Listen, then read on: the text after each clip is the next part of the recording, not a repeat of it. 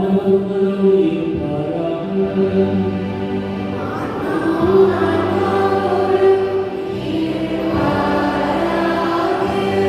தூய லூக்கா எழுதிய நற்செய்தியிலிருந்து வாசகம்.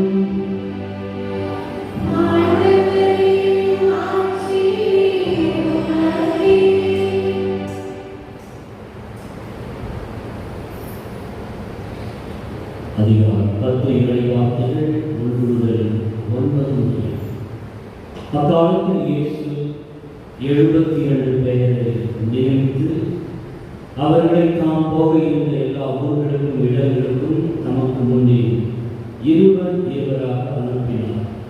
அப்போது அவர் அவர்களை நோக்கி கூறியது, அறுவடை வேலையாளர்கள் குறைவு. ஆகையால் தமது அறுவடைக்கு தேவையான வேலையாளர்களை அனுப்பும்படி அறுவடையின் உரிமையாளர்களிடம் மன்றாடுங்கள். புறப்பட்டு போங்கள், ஓராயிரடி ஆட்டுக்குட்டிகளை அனுப்புவது உங்களை நான் அனுப்புகிறேன். பணப்பையோ வேறு பையோ மிதிகளிலோ எதுவும் நீங்கள் எடுத்துச் செல்ல வேண்டாம். வழியில் எவருக்கும் வணக்கம் செலுத்த வேண்டாம். நீங்கள் எந்த வீட்டுக்குள் சென்றாலும் இந்த வீட்டுக்கு அமைதி உண்டாக என முதலில் கூறுங்கள். அமைதியை விரும்புபவர் அங்கு இருந்தால் நீங்கள் வாழ்த்திக்கூடிய அமைதி அவர்களிடம் தருங்கள். இல்லாவிட்டால் உங்களிடமே திரும்பிவிடும். அவர்களிடம் விடுதலை நீங்கள் கொண்டு குடித்து அந்த வீட்டிலேயே தங்கியுங்கள். ஏனெனில் வேலையாளர்கள் கூலிக்கு உரிமை உடையவர்கள். வீடு வீடாய் செல்ல வேண்டாம். நீங்கள் செல்லும் ஊரில் உங்களை ஏற்றுக்கொண்டார் உங்களுக்கு பரிமாறுவதை உண்டுங்கள். அங்கு உடல் நலம் குன்றியவரை உடனாக இறை ஆட்சி அவர்களை நெருங்கி வந்துவிட்டது என சொல்லுங்கள் என்றார். கிறிஸ்து வழங்கும் நற்செய்தி.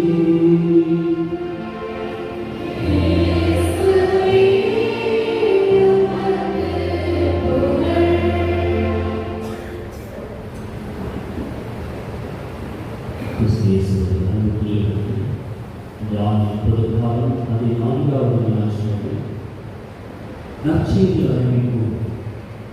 இதுதான் என்னுடைய வாசகங்களுடைய மைய சிந்தனை. நமது சிந்தனை, சொல், செயல், வாழ்வினால் இறைவனின் நற்செய்தி பறைசாற்றுவது நம் அனைவருடைய கடமை என்பதை நமக்கு நினைவுறுகிறது. முதல் வாசகத்தில் எந்த நற்செய்தி எசாயா எடுத்துரைத்தார் என்பதை நமக்கு காட்டுகிறது. எகிப்தின் அடிமை பெயர் 400 ஆண்டுகள். அவர்கள் விடுதலையாக சென்ற பின் மீண்டும் அவர்கள் இயேசுவிலே குடியிருக்கிறார்கள். மீண்டும் ஒரு அடிமைத்தனம் அந்த அசிரிய மக்கள் அவர்களை எடுத்துச் செல்கிறார்கள். அதற்கு மற்றொரு அடிமை நிலை, இது பாபிலோனிய அடிமை நிலை. பாபிலோன் மிகப்பெரிய ஒரு அரசாக இருந்தது. அங்கிருந்து படையெடுத்து வந்து இஸ்ரேல் மக்களை அடிமைகளாக எடுத்து செல்கிறார்கள். இன்றைக்கு அப்படி ஒரு சூழ்நிலையில் நாம் உக்ரைன், இஸ்ரேல் போன்ற இடங்களிலே நடைபெறக்கூடிய போர்களை பார்த்து அந்த காலகட்டங்களில் இன்னும் கொடூரமாக இருக்கிறது. நகர்களை சூறையாடுவதும் மக்களை எடுத்துச் செல்வதும் படுகொலை செய்வது மிக சர்வசாதாரணமாக இருக்கிறது. இந்த இஸ்ரேல் மக்கள் பாபிலோன் நாட்டுக்கு நாடு கடத்தப்பட்டு அங்கு 70 ஆண்டுகள் இருக்கிறார் அடிமையாக. அவர்களுடைய அடிமை வாழ்க்கை எவ்வளவு துயரம் நிறைந்தது என்றால், பெற்ற குழந்தைக்கும் பால் கொடுக்க முடியாத ஒரு அவலமான நிலை. அடிமைக்கு என்ன வாழ்வு இருக்கிறது, உரிமை எல்லாமே இழந்து பறித்து வைத்த ஒரு நிலையில் 70 ஆண்டுகள் அவர் வாழ்ந்து கொண்டிருக்கிறார். அதன் பிறகு அவர்களுக்கு விடுதலை கிடைக்கிறது. அவர்கள் மீண்டும் தங்களுடைய சொந்த தாயகத்துக்கு திரும்புகிறார்கள். அந்த திரும்புகின்ற வேளையிலே தான் அவர்களோடு வாழக்கூடிய விசாரண இறைவாக அவர்களுக்கு ஒரு நற்செய்தி. வறண்டு மிரண்டு ஒரு பாடலுக்கு ஒரு வாழ்க்கையை அவர்கள் வாழ்ந்து கொண்டிருக்கிறார்கள். கையில் எதுவுமே இல்லாத இல்லாமல் மீண்டும் திரும்புகிறார்கள். அந்த எருசலேம் நகர் பாழடைந்து கிடக்கிறது. எருசலேம் தேவாலயம் உடைந்து சிதறந்து கிடக்கிறது. அவர் பணி செய்த இடங்களெல்லாம் 70 ஆண்டுகள் கழித்து பார்த்தாலே எல்லாம் தலைகளாக இருக்கிறது. அந்த நேரத்திலே தான் எஸ்ஐயா சொல்கிறார், ஆறுபோல் நிறைவாழ்வு பார்த்து செய்யும், செல்வங்கள் நிறைந்து வரச் செய்யும், நீங்கள் தேர்ச்சிப்படுத்த தாய் தன் குழந்தைகளுக்கு பாலூட்டி வளர்ப்பது போல் நான் உங்களுக்கு மீண்டும் அந்த வாழ்க்கையை கொடுப்பேன். ஒரு துயரம் நிறைந்த ஒரு காலகட்டத்தில் வாழ்க்கையே கசந்து முடிந்துவிட்டது என்ற ஒரு நிலையில் எந்த ஒரு நம்பிக்கையும் எதிர்நோக்கி நான் செய்கிறேன். யார் வருகிறது? எஸ்ஐயா. கொடுக்கப்பட்ட அந்த தருணம் கேட்கிறார். கொடுக்கப்பட்ட அந்த மக்கள் நம்முடைய சிந்தனை கொடுக்கப்படும்.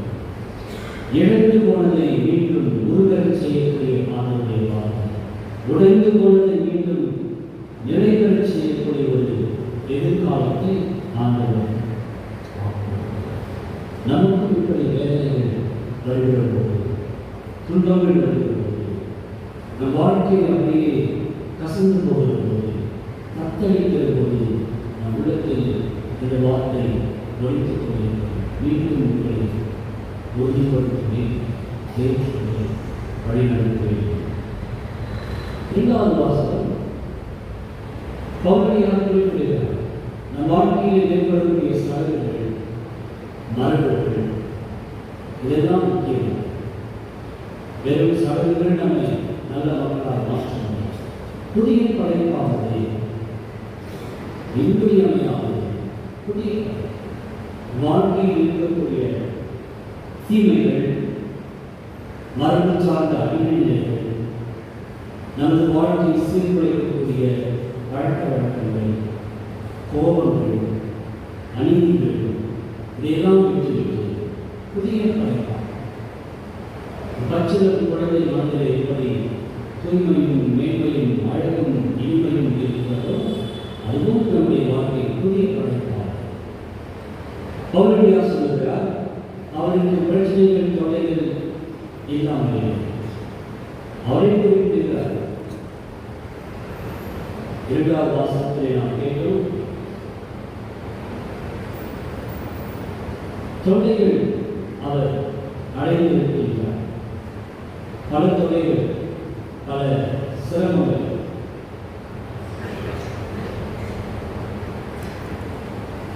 இனிமேல் எவரும் எனக்கு தொல்லை கொடுக்க வேண்டாம். அவர் பணி செய்த மக்களுக்கு நிறைய தொல்லைகள் கொடுத்தார். கல்லால் அடித்தார்கள், சிறைக்கு அனுப்பினார்கள்.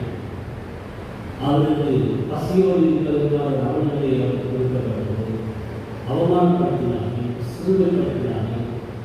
இனிமேலும் எனக்கு தொல்லை கொடுக்க வேண்டாம், ஏனெனில் ஆண்டவர் எனக்கு சிறுமை பாய்கள் அதுவே தெரிந்து கொடுக்கிறது. கிறிஸ்துவின் சிலுவை அன்றி நான் வேறதை பற்றியும் தெரிந்து பாராட்டமாக இருக்கிறேன்.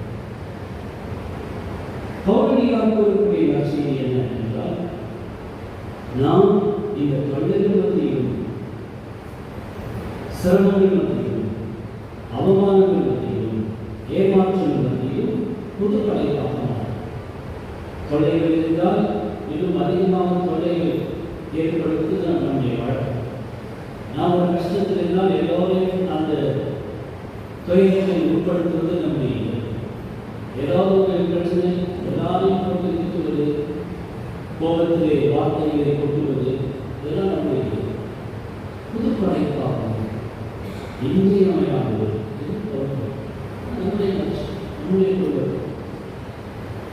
நற்செய்தி ஆண்டவர் சீடர்கள் 72 பேரை அவருடைய தொடக்க காலப்படி எல்லா இடங்களுக்கும் அனுப்புகிறார், எல்லா ஊர்களுக்கும் அனுப்புகிறார், நாம் செல்லவிருந்த எல்லா இடங்களுக்கும். அந்த சூழ்நிலை நிலவரத்தை ஆண்டவர் அறிந்திருக்கிறார்.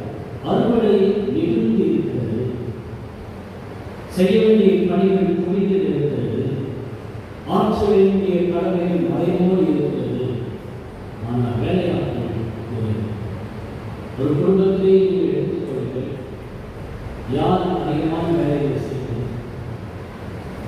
தந்தையோ தாயாக இருக்கிறார். சில நேரத்தில் பிள்ளைகள் எதை பற்றியும் கவலைப்படுவாங்க. நிறைய வேலைகள் அதாவது செய்வது யார்? ஒரு சிலர். சமூகத்தில் மக்கள், திருச்சபையில் மக்கள் ஏதோ ஒரு சிலர் வேலை செய்வாங்க, மற்றவர்கள் அப்படியே அமைந்து கணிப்போடு இருப்பார். வத்திக்கான் இருந்தாலும் மக்கள் பாதி பேர் வேலை செய்வார்கள், மீது வெளியே பார்க்கிறார்கள். அறுவடை எல்லா இடங்களிலும் நாம் செய்ய வேண்டிய பணிகள், ஆற்ற வேண்டிய கடமைகள் நிறைந்து முதலில் அதுக்காக செவிக்க வேண்டும். வேலையாற்ற அனுப்பும்படி, நாமே வேலையாற்ற அனுப்பும்படி. எத்தகைய பணி? ஒரு சிரமமான கடுமையான பணி. இந்த நாட்களிலே தமிழகம் முழுவதும் கொந்தளித்துக் கொண்டிருக்கக்கூடிய ஒரு நிகழ்ச்சி சிவகங்கையிலே நடைபெற்ற ஒரு கொடூர நிகழ்ச்சி. ஒரு படுகொலை செய்தவர்கள் பாதுகாவலர், காவல்துறையை சேர்ந்தவர்கள். எந்த விதமான ஒரு வழிகாட்டுதலும் இன்றி, எந்த விதமான சட்டத்திட்டங்களை பின்பற்றாமல் அந்த ஒரு படுகொலையை நாம் பார்த்தோம். போனாய்களை விடக்கூடிய மக்கள் மத்தியிலே நாம் வாழ்ந்து கொள்கிறோம். அஜித்குமார் போன்ற பல உயிர்களை நாம் வழிபடுத்திக் கொள்கிறோம். ஆண்டவர் சொன்னது 2000 ஆண்டுகளுக்கு முன் சொன்னதை இன்னைக்கும் அதே சூழ்நிலையில் தான் இருக்கிறோம். உண்மையை சொல்வது, நன்மை செய்வது மிக மிக ஆபத்தான காரியமாக இருக்கிறது. சாட்சி சொல்கிறார், எனக்கு பாதுகாப்பு இல்லை. நீதிமன்றத்துக்கு போகிறவர் சொல்கிறார், இந்த வழக்கு உண்மையை கொண்டு வராது. நீதிபதி சொல்கிறார், இது என்ன செய்வது? அரசாங்கமே இந்த நிலையில் இருக்கிறது. எப்பொழுதுதான் எங்குதான் நீதி கிடைக்கும்? எப்பொழுதுதான் நன்மை கிடைக்கும்? கொடூரமான ஒரு சூழ்நிலை. ஓனாங்க ஆண்டவர் எப்படி அனுப்புகிறார்? மற்ற ஓனாங்க ஆட்டுக்குட்டி. ஆட்டுக்குட்டி என்ன செய்யும்? சண்டை போடுமா? என்ன செய்யும்? அமைதியாக என்ன செய்ய முடியும்? ஓனாய்கள் தான் கொண்டாடும். ஆண்டவர் சொல்வதனுடைய அழுத்தம் என்னவென்றால், இந்த ஒரு சூழ்நிலை இருக்கிறது. ஆண்டவர் நம்பும் நம்மை கொடூரமும் தீமையும் நிறைந்த இடங்களுக்கும் நம்மை அனுப்புகிறார். இருள் நம்பிக்கை இருக்கும் இடத்துக்கும் நம்மை அனுப்புகிறார். அந்த ஆட்டுக்குட்டிகளை போல் என்றால் ஆண்டவர் தம்மையே ஒரு செந்தலையாக அர்ப்பணித்தார். உலகின் பாவங்களை போக்கக்கூடிய செந்தலை அந்த செந்தலை அடுத்தவர்களை கொடுமைக்கு உட்படுத்தாமல் நாம் நன்மையை விளைவிப்பதற்காக ஒருவேளை இந்த போனாலும் மனமாற்றம் அடையும். அதுதான் எதிர்ப்பு. நாம் எடுத்துச் செல்ல வேண்டியது என்ன? பணப்பை, நிதியடியில் கூட தேவையில்லை. அடுத்த செலுத்த பொறுத்து நாம் எடுத்துச் செல்ல வேண்டியது அன்பு வாழ்க்கை.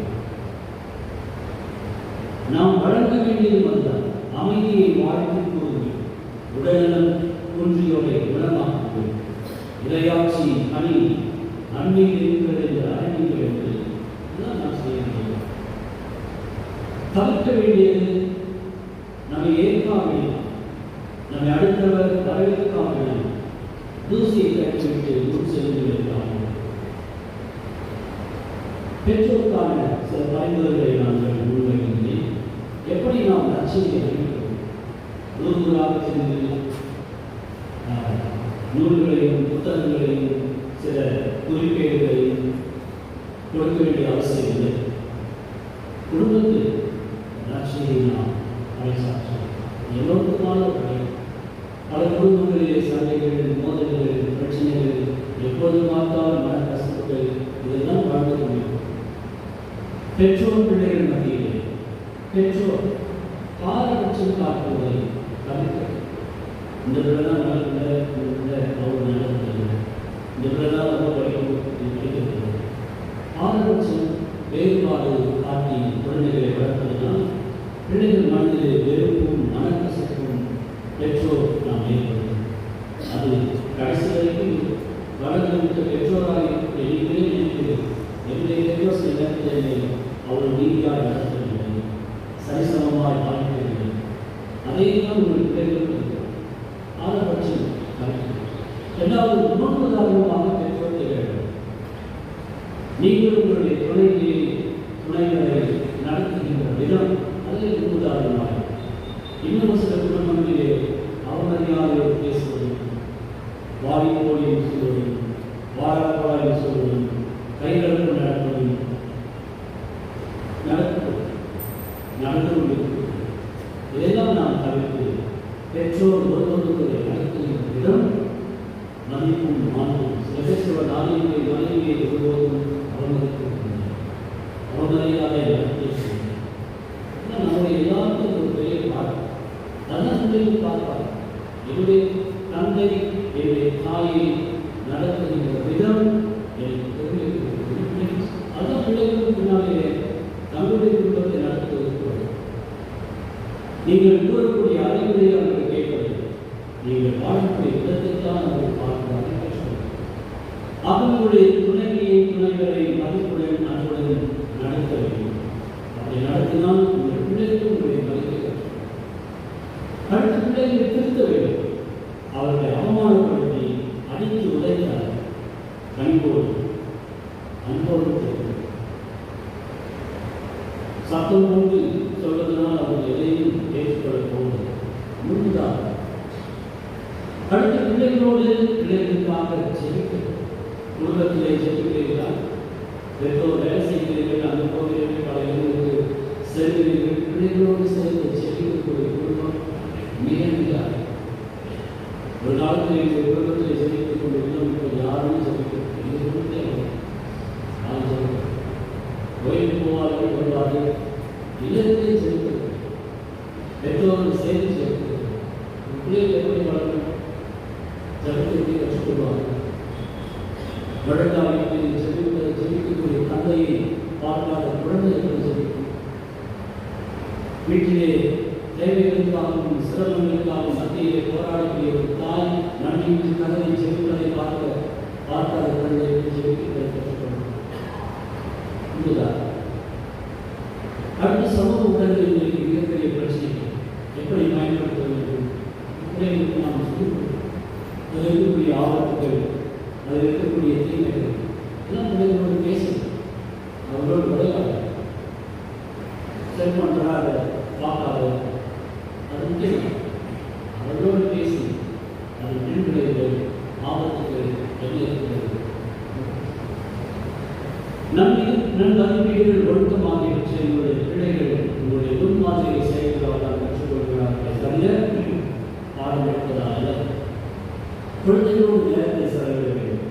நிறைய பொருட்கள் வாங்கி கொடுத்திருக்கிறோம், படிக்க வைத்திருக்கிறோம். இல்லை, பிள்ளைகளோடு நேரம், அவர்களோடு உரையாடல், அவர்களோடு சுற்றுலா, அவர்களோடு ஜனங்கள், அவர்களுடைய திருக்கலைகள்.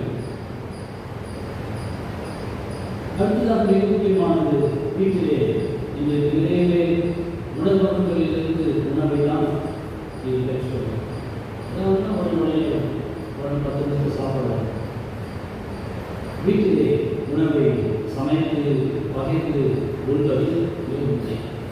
ஏதோ ஒரு நாளில் நடக்குது தவிர ஒவ்வொரு நாளும் அப்படி வீட்டில் அதுக்காக பிள்ளைகளோடு சேர்ந்து உணவை சமைத்து ஆபத்தான உணவுகளுக்கு தரம் சொன்னவர்களும் பிற்காலத்தில் பிள்ளைகளுடைய உடல்நலத்தை மட்டுமல்ல மனநிலையையும் பாதிக்கப்படுகிறது.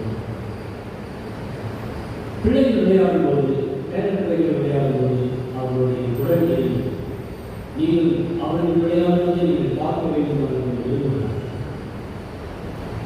அடுத்ததாக பிள்ளைகள் பல கேள்விகள், ஏன் கோயிலுக்கு போக வேண்டும், ஏன் செவிக்க வேண்டும் என்று பல கேள்வி.